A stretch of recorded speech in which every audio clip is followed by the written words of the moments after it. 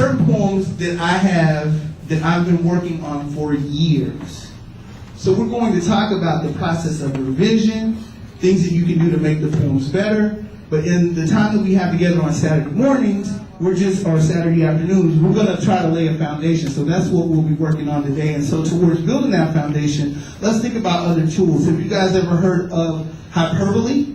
Okay, so what is hyperbole? Yeah. Yeah, exaggeration. So write down hyperbole. I want you guys to write these things down because this is your toolkit. So we've got hyperbole. What about personification? That's another excellent device. Personification. So I took the poem, right, and I personified the poem. I gave that the poem human characteristics. So that poem also incorporated personification. Everybody understands personification, right?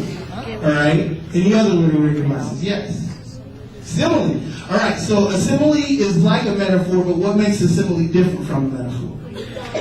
Yeah, you use like or as. All right. So you guys are dead on it. Yes. Another. Imagery. Very good. Imagery is very important. And somebody help me out. You want to tell me? Can you give us a definition for imagery? Absolutely. He said vivid description. That's exactly right. You try to create these mental pictures in a person's mind. Yes.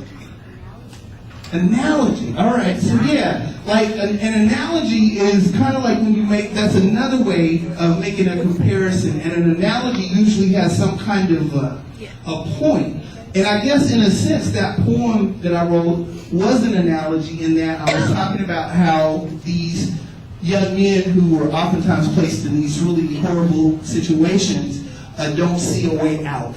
And they kind of continue this pattern where they have children who make those same mistakes.